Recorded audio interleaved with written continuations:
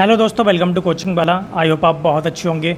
इस वीडियो में हम टीजीटी, पीजीटी, एलटी ग्रेड और जीआईसी भौतिक विज्ञान और रसायन विज्ञान या फिर एलटी ग्रेड और टीजीटी के लिए जिन्होंने टीजीटी साइंस या एलटी ग्रेड साइंस से अप्लाई किया है, तो यहाँ हम साइंस, भौतिक, रसायन से इम्पोर्टेंट क्वेश्चंस करने वाले हैं जो प्रीवियस ईयर्स एग्ज़ाम्स में आ चुके हैं। काफ़ी इम्पोर्टेंट क्वेश्चंस हैं।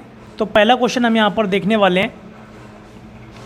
देखिए, पहला क्वेश्चन दिया है, a particle moves in a circle of radius 30 centimetre, its linear speed is given by v is equal to t 3t where t is in second and v in metre पर second. Its radial acceleration at t is equal to 5 second will be. यहाँ पर हमें क्या find करना है? हमें radial acceleration find करना है। तो रेडियस एक्सेलरेशन फाइंड करने के लिए हमें, आपको पता है कि ए सी इज़ इक्वल टू क्या होता है, वी स्क्वायर अपॉन आर। तो बी स्क्वायर अपॉन आर से हमें सबसे पहले तो बी फाइंड करना होगा, और वी क्या है, 3t। 3t लिखेंगे यहाँ पर, 3t का स्क्वायर हो जाएगा और नीचे आर।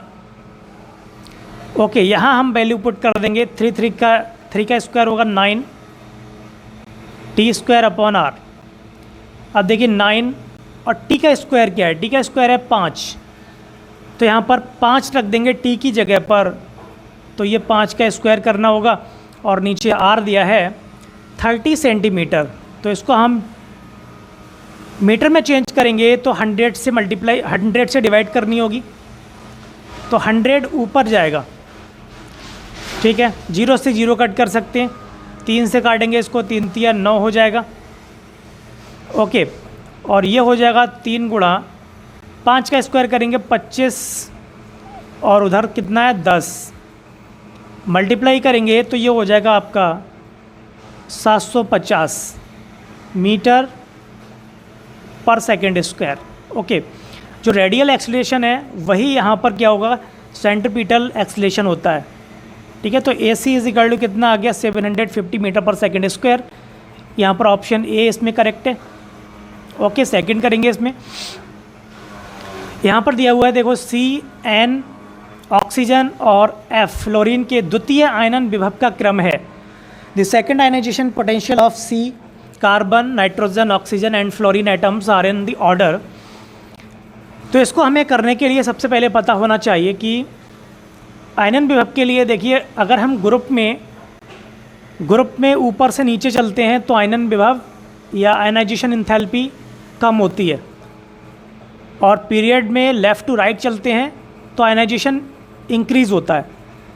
ओके, तो उसके अकॉर्डिंग यहाँ पर करेंगे तो यहाँ पर क्या आएगा कि लास्ट में F आएगा, फ्लोरीन। तो फ्लोरीन के अकॉर्डिंग होना चाहिए फ्लोरीन, ऑक्सीजन, नाइट्रोजन, फिर कार्बन।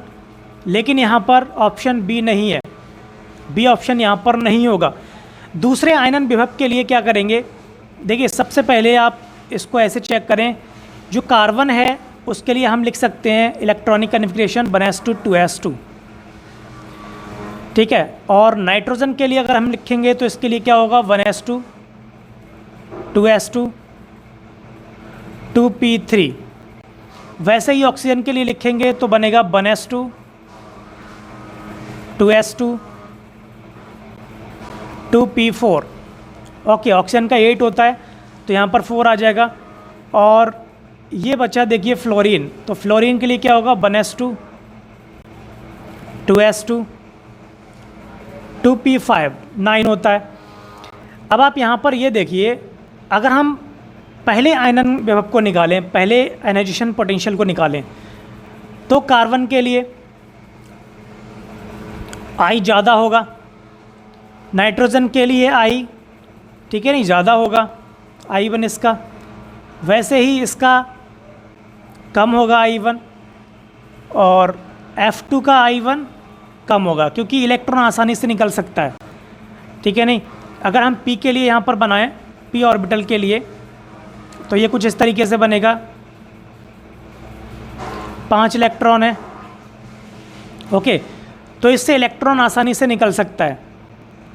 तो पहला पहला आयनन विभव या फर्स्ट आयनाइजेशन एंथैल्पी भी कम होगी, ओके, और सेकंड भी कम होगी क्योंकि सेकंड इलेक्ट्रॉन भी आसानी से निकल सकता है। लेकिन अगर आप देखें ऑक्सीजन के लिए या नाइट्रोजन के लिए, तो नाइट्रोजन में हम देखेंगे कि पहला इलेक्ट्रॉन निकालने में ही एनर्जी हमें ज़्यादा चाहिए होगी, ठीक है, तो I1 ज़्यादा होगा।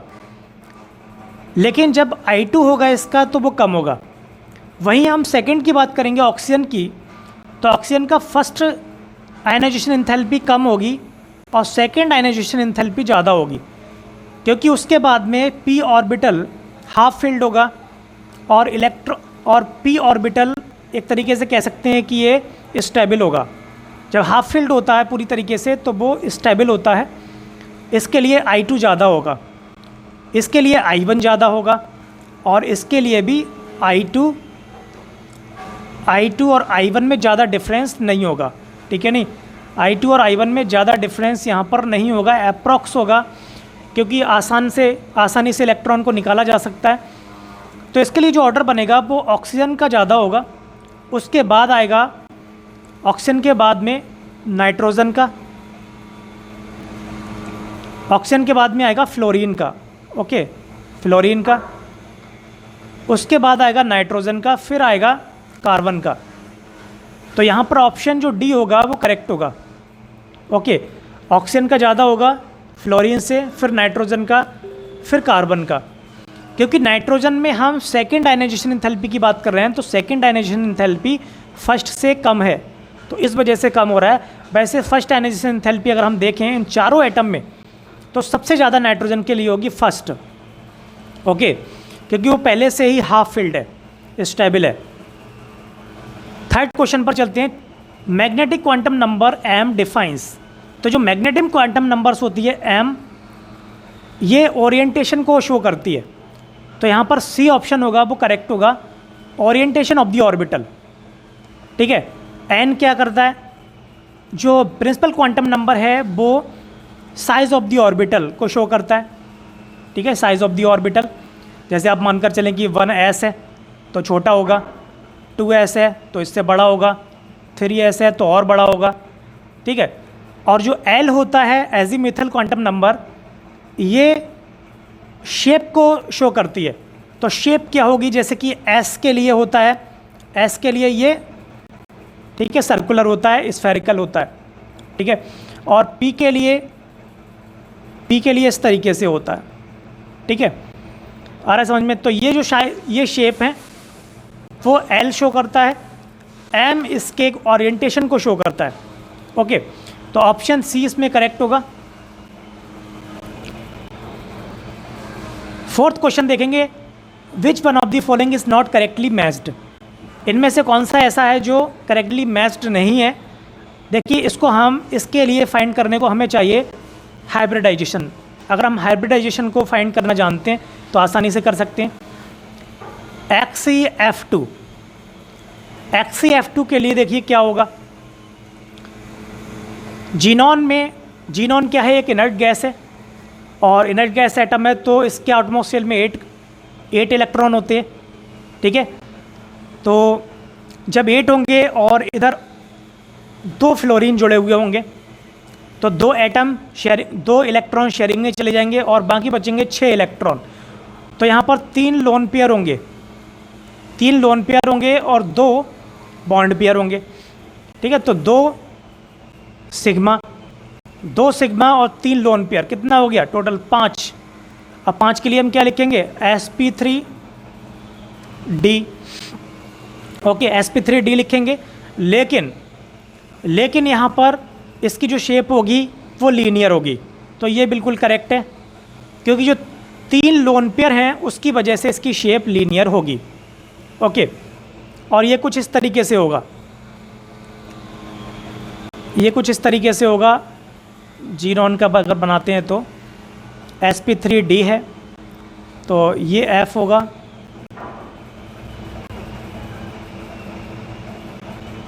ठीक है, ये लोन पेयर और एक लोन पेयर ये, ओके। तो लोन पेयर की वजह से क्या होगा कि ये यहाँ पर लीनियर होगा, ठीक है, लीनियर होगा। दूसरा देख लेते हैं XeF4। XeF4 इसमें देखिए क्या होगा, इसमें 2 लोन पेयर होंगे और 4 इसमें सिग्मा होंगे। कितने हो गए? 6 हो गए टोटल। 6 के लिए हम लिख सकते हैं sp3d2। sp3d2 के लिए ये स्क्वायर प्लानर होगा। sp3d2 के लिए स्क्वायर प्लानर क्यों होगा? क्योंकि यहाँ पर 2 लोन पेयर हैं। ठीक है, ये आपको ज्योमेट्री इसकी पता होनी चाहिए अगर आपने हाइब्रिडाइजेशन पढ़ा है। अब तीसरा यहाँ पर देखेंगे तो XeO3। अगर हम इसके लिए देखें तो इसका जो होगा XeO3 के लिए, X में देखिए कितने हैं टोटल, 8 हैं। ठीक है, और इधर शेयरिंग होगी 6 इलेक्ट्रॉन की, तो इसमें एक तो लोन पेयर बचेगा और यहाँ पर 3 सिग्मा बॉन्ड होंगे। तो कितना हो गया? 4। 4 के लिए हम लिखते हैं sp3। ओके, sp3 लिखते हैं। और यहाँ पर जो शेप दी हुई है वो दी हुई है ट्राइगोनल, तो यहाँ पर यही गलत होगा, बाकी सही होंगे। ठीक है, तो ऑप्शन सी इसमें करेक्ट होगा, ऑप्शन सी। ओके, इसकी शेप ट्राइगोनल ना हो करके क्या होगी? टेट्राहेड्रल होगी। टेट्राहेड्रल होगी। ओके,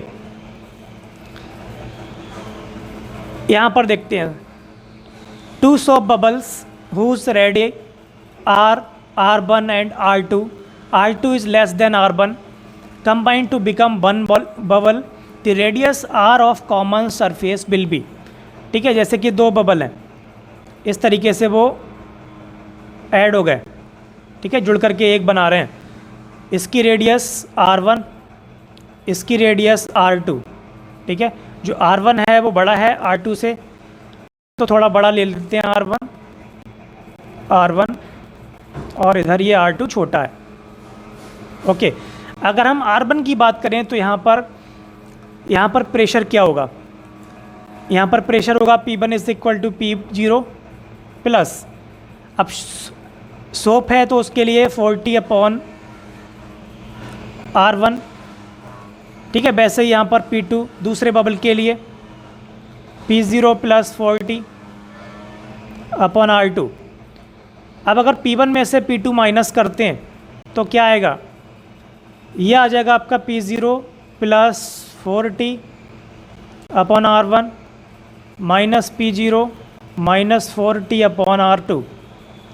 P0 से P0 कैंसिल हो जाएगा, ये हो जाएगा del P is equal to 40 हम बाहर ले लेंगे 1/R1 माइनस 1/R2। ओके, 40 ये हो जाएगा देखिए R2 माइनस R1 और नीचे हो जाएगा R1 R2। ठीक है नहीं? अब यहाँ से ये देखिए del P is equal to जो आ रहा है 40।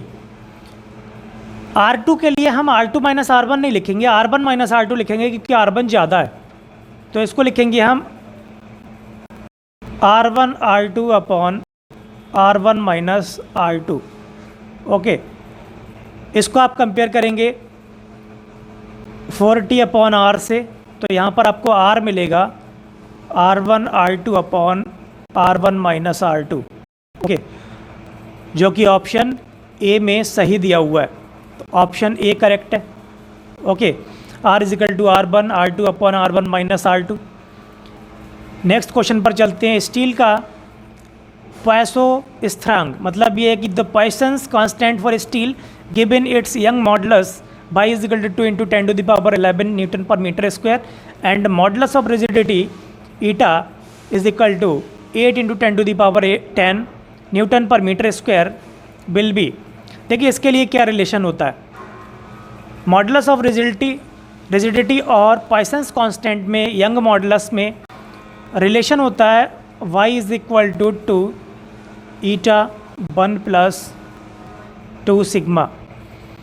y की वैल्यू यहाँ पर जो गिवन है उसको पुट कर देंगे। यहाँ से जब हम फाइंड करेंगे 1 plus 2 sigma is equal to y upon 2 eta, 2 sigma is equal to y upon 2 eta minus 1। Okay, तो 2 sigma is equal to value put कर लेते हैं। वाई कितना दिया है, वाई दिया है 2 इंटू 10⁻11। ठीक है, डिवाइड करेंगे 2 multiply modulus of rigidity 8 into 10⁻10 -1। 2 से 2 देखिए कैंसिल हो रहा है, ऊपर हम 10 की पावर 10 ऊपर लेकर जाएंगे तो यहाँ पर एक पावर बचेगी। ठीक है, अगर हम कट करते हैं इसको तो 10 अपॉन कितना बचेगा, 10 अपॉन बचेगा 8 -1। अगर हम इसको देखिए सॉल्व करते हैं तो कितना आएगा, ऊपर आएगा देखिए 2/8, डिवाइड कर देंगे 2 से 2 4 से 8, ये हो जाएगा 1/4। 4 से जब इसको डिवाइड करेंगे तो यहाँ पर क्या आएगा, 4 से जब डिवाइड करेंगे इसको तो 0.25 आएगा। ओके, 0.25 यहाँ पर आएगा। ओके, 1 मिनट, यहाँ पर 2 नहीं होता है, सिग्मा होता है। ठीक है, 2 नहीं होता है, ये 1 प्लस सिग्मा होता है। ठीक, तो सिग्मा यहाँ से आ जाएगा 0.25। ओके, देखिए यहाँ पर हमारा लास्ट क्वेश्चन है ये, इसके बाद क्वेश्चन नहीं है, तो लास्ट क्वेश्चन कर लेते हैं। The mass ratio of 2 planets is x and the density ratio is y, what is the ratio of the acceleration due to gravity on their surfaces. Okay, तो इसके लिए देखो हम कैसे करेंगे। अब यहाँ पर हमें फाइंड करना है acceleration due to gravity on their surfaces. अगर हम इसको लिखें तो g1/g2 इज इक्वल टू क्या होगा, ये हो जाएगा आपका, आपको पता है कि g क्या होता है। ओके, तो g को हम यहाँ पर लिख सकते हैं 4/3 पाई g r रो r1 ρ1, और नीचे लिखेंगे 4/3 पाई g r2 और ρ2। g से g कैंसिल हो रहा है, देखिए ये वाला पार्ट कैंसिल हो गया, क्या बचा r1 ρ1/r2 ρ2। ओके, अब यहाँ से देखिए इसको आप बना दो फर्स्ट इक्वेशन। अब यहाँ हमें एक काम और करना होगा कि जो मास होगा वो क्या होगा, मास का भी रेशो हम यहाँ पर फाइंड करेंगे। देखिए डेंसिटी का रेशो दिया हुआ है, ठीक है, और मास का रेशो दिया हुआ है। हमें फाइंड करना है यहाँ पर रेडियस का रेशो। कैसे आएगा, देखिए मास इज इक्वल टू क्या होता है, मास इज इक्वल टू होता है वॉल्यूम इनटू डेंसिटी। ठीक है, वॉल्यूम इनटू डेंसिटी, तो वॉल्यूम को अगर लिखेंगे तो ऐसे लिखेंगे 4/3 पाई r1³ ρ1। ठीक है ना, ये m1 लिखा है हमने, और m2 अगर लिखेंगे तो कैसे लिखेंगे 4/3 पाई r2³ ρ2।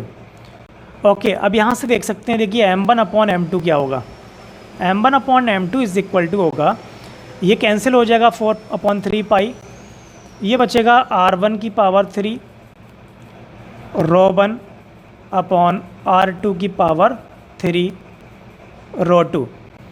अब हमें एक तरफ कर लेना है यहाँ से r1/r2 पावर 3, ये हो जाएगा देखिए m1/m2 मल्टीप्लाई ρ2/ρ1। m1/m2 देखिए क्या है, m1/m2 यहाँ पर दिया है x, ρ2/ρ1 क्या होगा 1/y होगा, क्योंकि यहाँ पर उल्टा लिखा हुआ है, तो x/y हो गया। यहाँ से देखिए r1/r2 क्या आएगा, x/y की पावर 1/3 आएगा। इसको हम ऐसे भी लिख सकते हैं x की पावर 1/3 और y की पावर -1/3। ठीक है, अब हम फिर से फर्स्ट इक्वेशन पर आ जाते हैं। अब हमें g1/g2 फाइंड करना है, तो r1/r2 की वैल्यू यहाँ से पुट करेंगे, x की पावर 1/3 और y की पावर -1/3 मल्टीप्लाई ρ1/ρ2 क्या है, ये है y, ये हो जाएगा x की पावर 1/3 मल्टीप्लाई -1/3 घटेगा पावर 1 में से, तो ये आ जाएगा 2/3। ओके 2/3, और इसको हम ऐसे भी लिख सकते हैं x/2 होल पावर 1/3। ओके, तो ऑप्शन यहाँ पर आपका डी करेक्ट है। ठीक है, पीजीटी 2016 में आया हुआ क्वेश्चन है और आसान क्वेश्चन है। ठीक है, बस थोड़ी सी यहाँ पर कैलकुलेशन ज़्यादा है। ओके, तो ये 7 क्वेश्चन थे, 6-7 क्वेश्चन। वीडियो पसंद आई हो तो लाइक करें, शेयर करें, कमेंट करें और चैनल को सब्सक्राइब करें, जिससे कि आपको हमारी नई वीडियोस के नोटिफिकेशन मिलते रहें। इसी तरीके के PYQs हम लेकर आते रहेंगे। Okay, thank you very much.